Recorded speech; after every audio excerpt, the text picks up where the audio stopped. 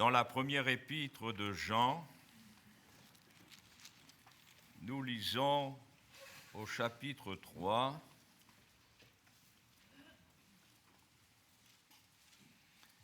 verset 7.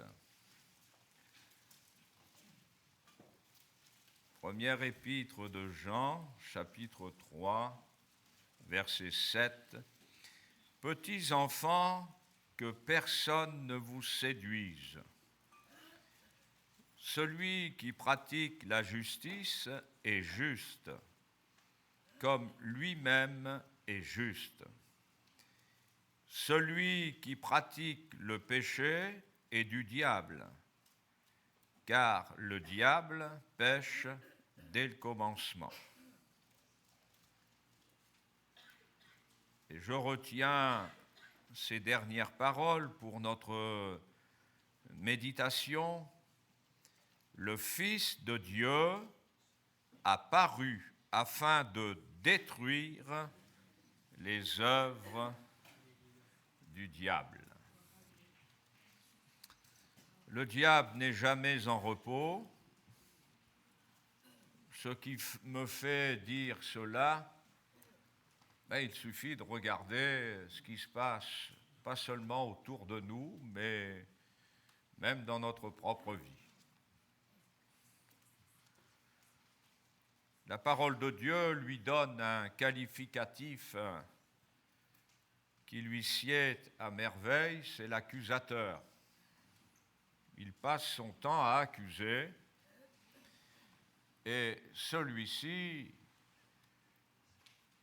n'a pas une haute opinion de la nature humaine.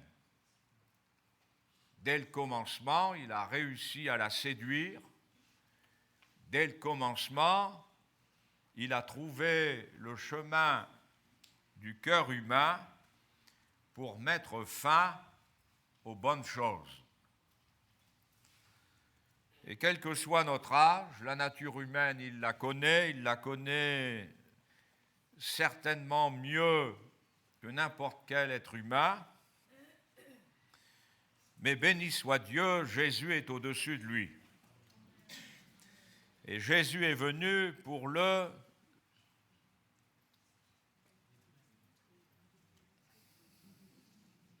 quoi? Vous avez raison de penser, c'est à moi de le dire. Il est venu pour le perdre, mettre fin à ses œuvres. Et quand je suis un enfant de Dieu, je ne dois surtout pas perdre le sens des choses. Je suis sauvé. Ça veut dire quelque chose. Ça veut dire, je ne l'ai pas mérité, mais celui qui fait de moi un être sauvé a tout fait pour me sauver. Et son œuvre, c'est de détruire, d'anéantir, mettre fin aux œuvres du diable.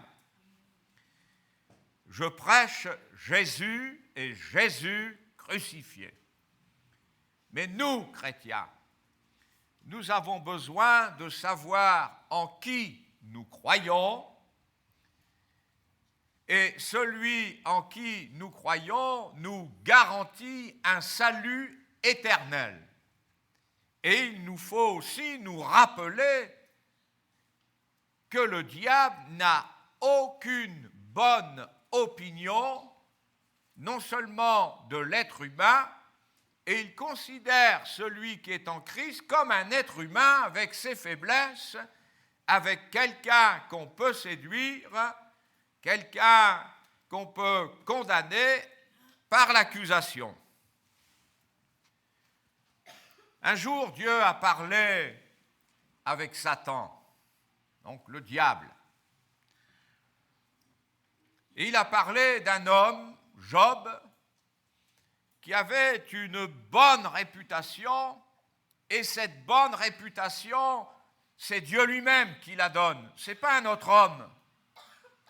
On peut toujours mettre en doute ce que les hommes disent de leurs semblables.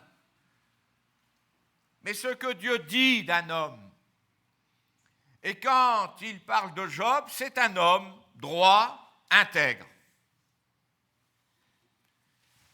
Quand il a besoin de se tourner vers le Seigneur pour offrir des sacrifices à cause justement de ses faiblesses, il est intègre, il est droit, et il a raison de le faire.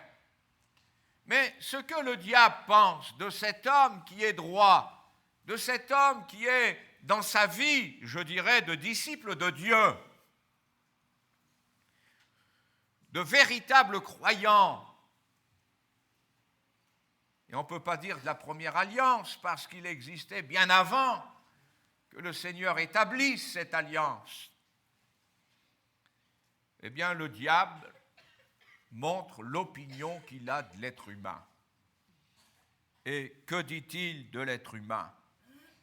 Il dit, touche à tout ce qui lui appartient et je suis sûr qu'il te maudit en face.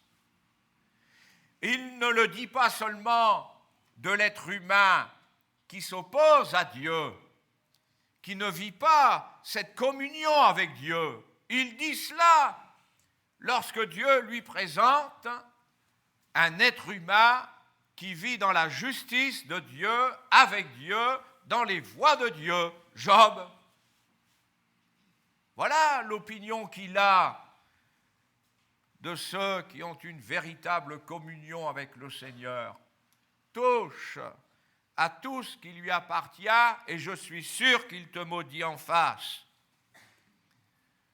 Mais ça n'a pas marché pour autant. Alors il revient à la charge et il dit, eh bien, touche à sa santé, touche à son corps, et tu verras qu'il te maudira en face. Est-il possible, frères et sœurs, qu'au milieu de nous, il y ait un frère, une sœur, parce que mal dans sa santé, il s'en prendrait à celui qui l'a sauvé? Ce n'est pas possible. Et si ça s'avère possible, mon frère, ma sœur, j'espère que cette méditation, cette prédication sera pour toi une issue de secours, pour te remettre dans la position de celui qui est aimé de Jésus-Christ. Pour le diable, nous aimons notre Dieu, nous pouvons dire aujourd'hui, nous aimons Jésus d'une manière intéressée. C'est le diable qui a inventé l'évangile de la prospérité. Convertissez-vous et vous aurez de l'argent. Convertissez-vous et ça va réussir. C'est une voie de mensonge. Mais comme le diable a cette opinion que même les religieux, même ceux qui ont un cœur pour aimer un Dieu qui existe, s'est intéressé du moment que Dieu pourvoit leurs besoins, il n'y a pas de raison, on signe. C'est toute l'opinion qu'il a, non seulement du genre humain, mais de ceux qui croient en Jésus.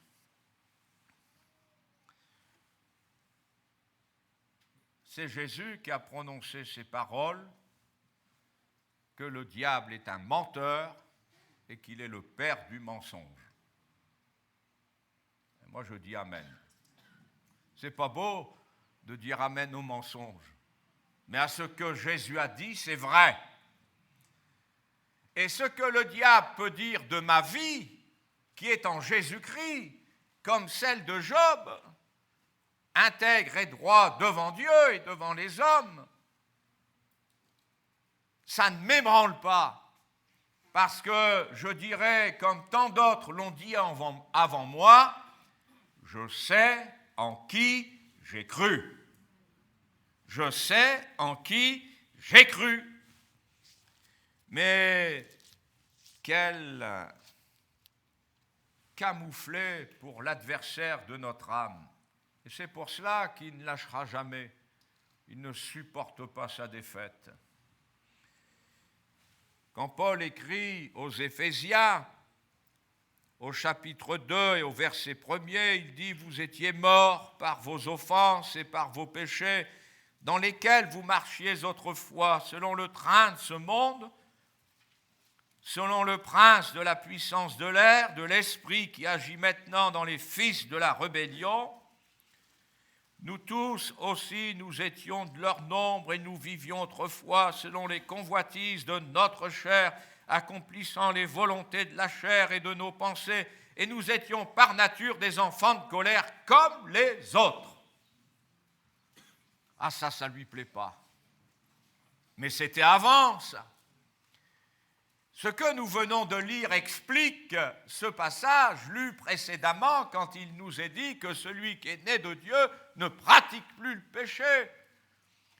Nous ne nous inscrivons plus dans la vitesse, le train de ce monde.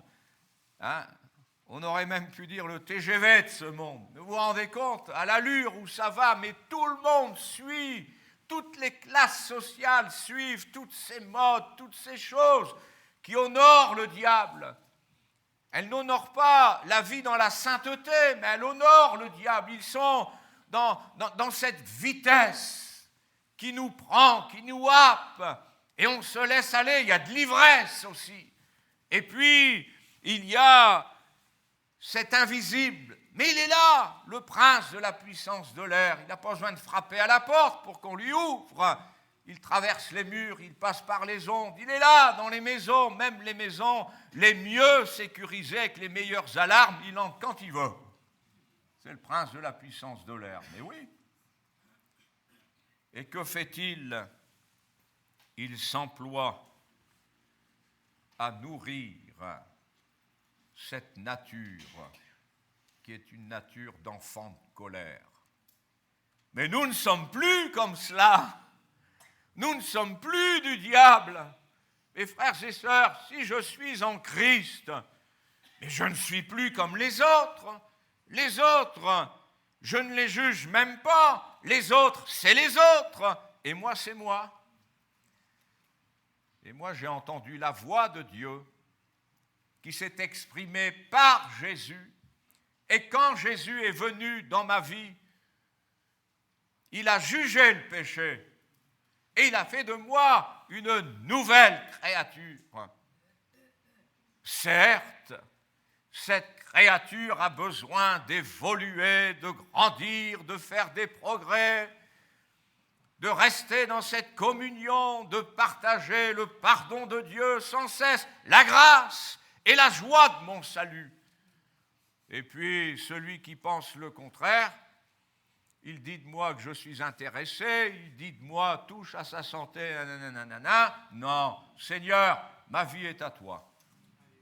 Je suis ce que je suis, mais ma vie est à toi. Mais vous vous rendez compte, nous ne sommes plus des enfants de colère. Ce n'est plus l'orgueil qui dirige notre vie. Ce n'est plus l'orgueil qui dirige nos pensées, nos raisonnements.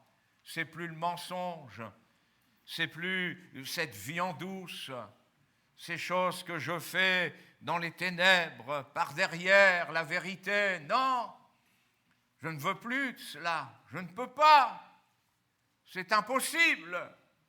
Et je reviens toujours à mon Seigneur. Il y aura toujours quelqu'un pour me montrer ce qui ne va pas. Mais quand Jésus est dans ma vie, il me montre toujours ce qui va. Vous avez déjà entendu le Seigneur Jésus vous juger? On l'a vu la semaine dernière. Hein? Jésus n'est pas venu pour juger, il est venu pour sauver. Il juge le péché. Et au milieu de nous, nous devons juger le méchant. Mais le méchant, celui qui en a le témoignage. Mais au milieu de nous, c'est Christ qui est au milieu de nous comme un héros qui sauve.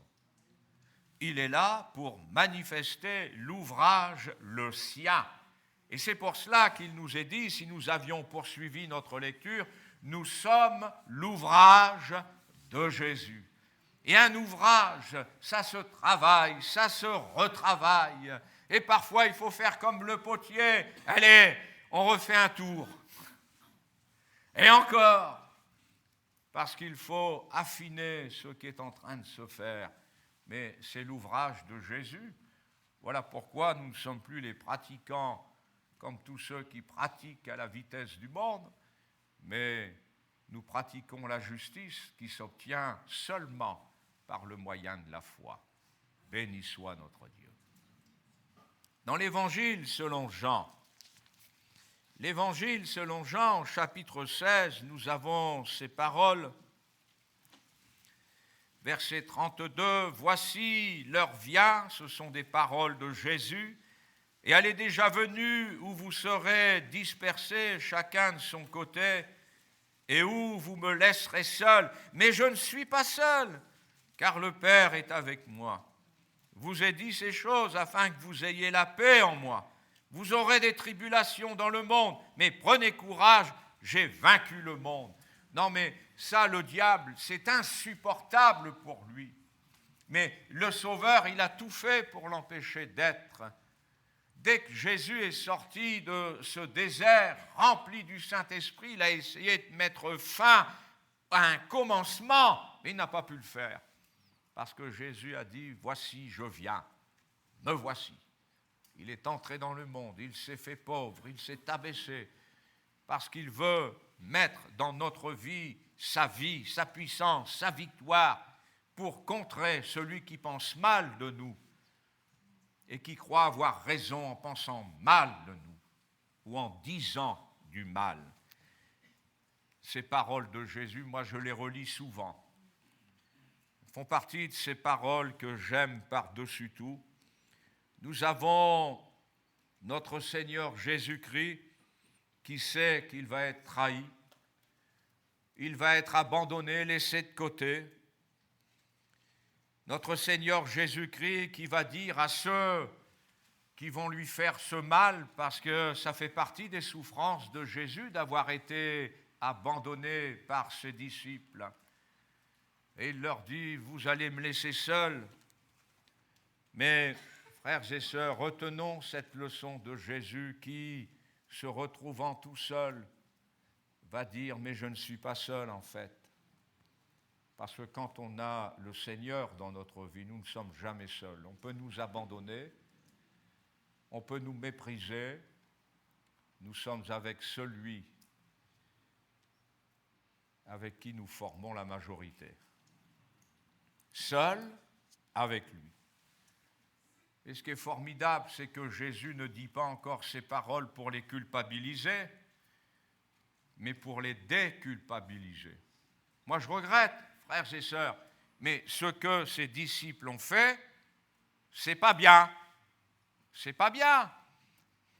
Ils ont quitté la présence de Jésus, ils ne l'ont même pas assisté moralement. Ils n'ont même pas fait semblant de ne pas être ses disciples, mais en restant à côté de lui.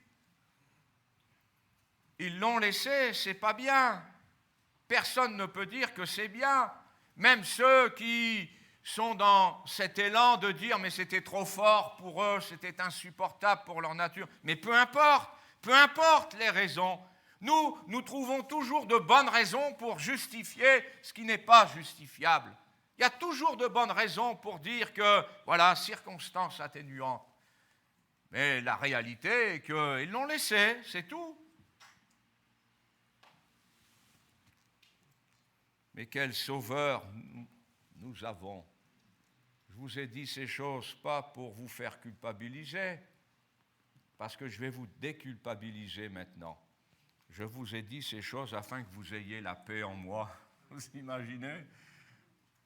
Avec ce que tu m'as fait, ce que vous m'avez fait. Soyez tranquilles, je suis en paix avec vous. Et ma paix, je vous la donne. Je vous l'ai donnée, je vous l'ai dit. Jésus l'a dit avant. Oui, je vous fais remarquer que vous m'avez abandonné, mais pas pour vous culpabiliser davantage. L'enfant de Dieu qui se comporte mal, on peut se comporter mal de plusieurs manières, n'est-ce pas ? Il a raison de culpabiliser parce que ça prouve qu'il attache de l'importance à ce qu'il a fait, il est conscient qu'il n'a pas fait bien. Et à cause de cette culpabilité qui existe dans nos cœurs, eh bien, Jésus vient à ce moment-là. vient à ce moment-là. Vous avez des gens, ils vous font les pires tours possibles et puis ils vous disent, nous, on n'a rien à se reprocher. Mais ce n'est pas pour eux, ces paroles de Jésus. Eux, ils n'ont rien à se reprocher. Ben alors, ils n'ont rien à se reprocher. Mais il y en a qui sont capables de se dire, c'est moi le pécheur. Et ils culpabilisent, c'est vrai.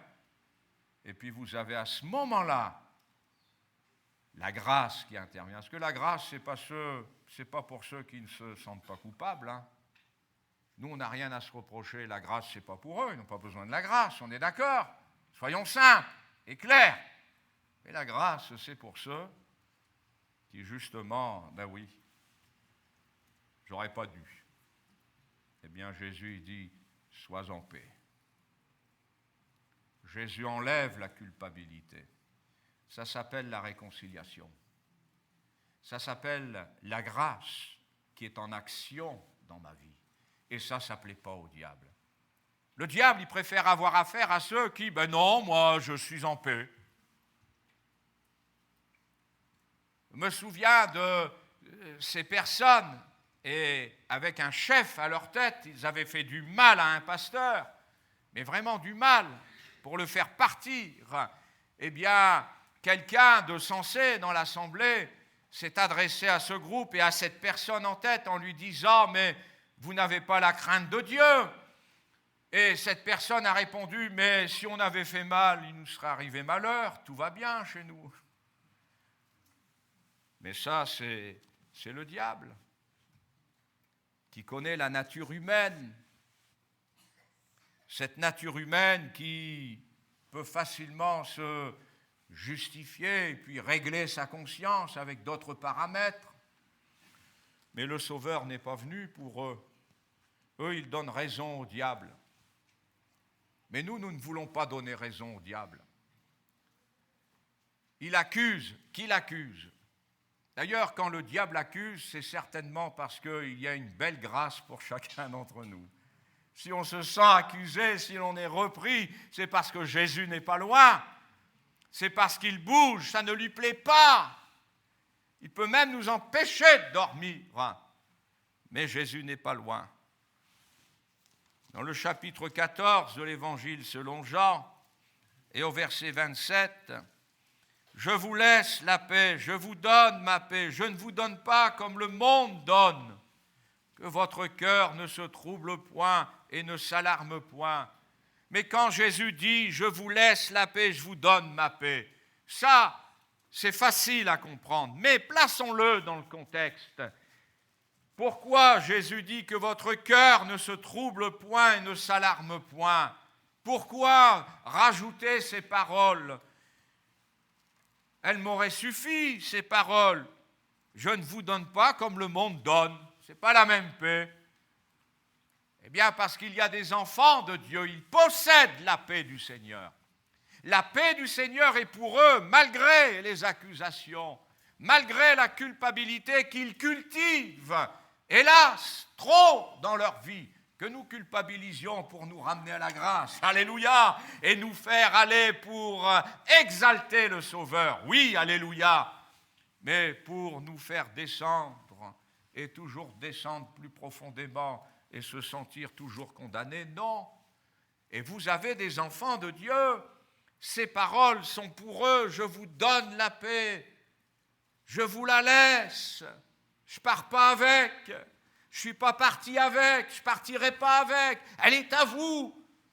Et vous avez des enfants de Dieu, eh bien non, ils se sentent indignes de cette paix, ils sont troublés parce qu'ils ne méritent pas cette paix. Mais pourquoi ne mérites-tu pas la paix? Tu es un pécheur que le Seigneur aime et qu'il veut sauver. Et le châtiment qui nous donne la paix est tombé sur lui.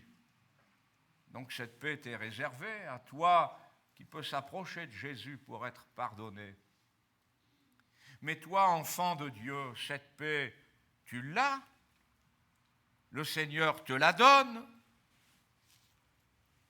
Pourquoi le psaume 45 et son verset 3 nous dit « Tu es le plus beau des fils de l'homme ». La Bible est claire à ce sujet-là. Il n'avait rien pour attirer les regards. Jésus Je ne vais pas vous dire qu'il était laid, mais je vais vous dire une chose, il avait un physique passe-partout. Il avait un physique qui n'était pas un physique qu'on aurait voulu avoir pour être sur une page de magazine, et sur la première en l'occurrence. Non, Jésus n'avait rien sur lui pour nous donner envie d'avoir ce qu'il avait ou ce qu'il était, non. Humainement parlant, non. Jésus était quelque chose qui, pour le diable, pouvait amener un certain trouble. Vous savez, le diable aime les personnes qui soignent leur personne, qui soignent leur look. Mais il n'a pas trouvé ça en Jésus. Impossible de le séduire, impossible d'en faire une tête d'affiche pour qu'on s'habille comme lui, pour qu'on se...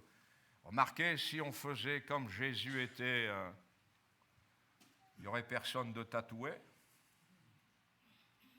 Il n'y aurait personne avec des boucles d'oreilles, avec du piercing dans le nez, dans les oreilles, et je ne sais pas où encore. Parce que lui, il n'avait rien de tout cela, parce que la parole de Dieu l'interdit tout cela. Donc, Christ a été sans péché. Mais il est le plus beau parce que c'est la grâce, c'est la paix, c'est la réconciliation. C'est ce qu'il y a de plus beau parmi nous, n'est-ce pas? Qu'est-ce qu'il y a de plus beau parmi nous? L'estrade qui vient d'être faite? Votre costume? L'endroit? Moi, je crois que ce qu'il y a de plus beau d'entre nous, c'est la présence de Jésus, mais qui manifeste la paix, qui manifeste la sérénité, la tranquillité, le bonheur, la réconciliation. N'est-il pas appelé par le prophète Ésaïe le prince de la paix? Le prince de la paix. Et à cause de lui, tous ceux qui annoncent le même évangile que celui de Jésus, le même, parce que ce n'est pas parce que nous sommes chrétiens évangéliques que nous avons le même évangile. C'est l'évangile de Jésus-Christ. Jésus-Christ prêchait l'évangile de Dieu, qui est devenu l'évangile de Jésus-Christ, celui que nous prêchons. Et quant à l'évangile de Jésus-Christ, eh bien, tous ces prédicateurs, ils ont des pieds extraordinaires. La Bible ne dit-elle pas qu'ils sont beaux, les pieds de ceux qui annoncent l'évangile? Je vais vous faire une confidence. Quand je suis dans les transports, je regarde rarement autour de moi, ce qui fait que vous pourriez être dans la même rame et puis je ne vous ai pas vu. Par contre, je regarde les pieds. Les doigts de pied. Il y a de tout, hein. Il y a des pieds qui sont beaux, il y a des pieds qui ne sont pas beaux, il faut le dire, hein. Ça remonte jusqu'aux chevilles, c'est parce que j'ai la tête baissée, quoi. Mais les pieds de ceux qui annoncent l'Évangile, ils ont bien fait de venir. Ce n'est plus les pieds qu'on voit, qui sont colorés, hein, il y a toutes sortes de... Ok, je n'ai pas encore vu des pieds avec des ongles qui font 5 cm. Ça viendra un jour, certainement. Et ne dites pas que j'ai prophétisé que ça sera de ma faute, hein. Mais les pieds de ceux qui annoncent l'Évangile, ne cherchez pas à quoi ressemblent leurs orteils. Mais ce sont des pieds qui annoncent la paix, la réconciliation. Je suis venu ce matin, je suis venu vers toi. J'ai ouvert la bouche pour annoncer la paix de Dieu, la réconciliation, pour annoncer que ce que le diable dit sur toi, Jésus l'a fait taire. Et Jésus veut le faire taire définitivement. Il n'est pas normal que tu sois un chrétien, une chrétienne qui culpabilise sans cesse. Tu t'es repenti de tes péchés, ça n'a pas suffi une fois, tu es toujours en train de le faire. Comme si le poids de tes péchés, personne ne pouvait le soulever, personne ne pouvait le prendre. Mais s'il n'y a personne sur la terre qui puisse le faire, Christ a toute la puissance, l'autorité dans le ciel et sur la terre réunie dans la personne de Jésus. Jésus enlève tous les péchés. Jésus pardonne, Jésus relève, Jésus ferme la bouche à celui qui est capable de t'accuser. Il est venu pour anéantir ses œuvres. Dans l'épître de Paul adressée aux Philippiens, nous avons ces paroles au chapitre 4 et au verset 5. Que votre douceur soit connue de tous les hommes. Alors vous pouvez mettre à la place du mot douceur, parce que certains pensent que c'est d'être ramolli. Ça n'a rien à voir avec ça. C'est surtout la patience, la persévérance. Le Seigneur est proche. Ne vous inquiétez de rien, mais en toute chose, faites connaître vos besoins à Dieu par des prières, des supplications, avec des actions de grâce. Mes frères et sœurs, ça s'adresse aux Philippiens, ça s'adresse à ceux qui sont comme les Philippiens. Ils sont sauvés, ils appartiennent à Christ. Et nous n'avons pas que de la louange à faire monter, nous avons aussi des supplications, nous avons des prières, les supplications accompagnées de ces larmes, de ces tristesses. Mais oui, ça fait partie de notre vie. Le chemin est long, frères et sœurs, n'est-ce pas? Le chemin est dur. Il n'est pas ténébreux depuis que Jésus est entré dans notre vie. Mais malgré que je marche en pleine lumière, il y a ces obstacles où je peux me blesser le pied, où mes genoux peuvent subir des coups parce que les pieds m'ont fait trébucher. Mais quand le Seigneur s'adresse à ses disciples, il fait revenir des rétrogrades. Il dira à celui qui est en tête de liste, lorsque tu reviendras, lorsque tu seras converti, tu vas affermir tes frères. Mais le retour dans la maison de Dieu, heureusement que ça existe. Heureusement que des frères et sœurs peuvent revenir avec ce changement de vie parce que Jésus a fait taire et a anéanti les œuvres du diable. Nous savons pour qui nous prions, n'est-ce pas? Et nous souhaitons les voir revenir parmi nous, se réjouir avec nous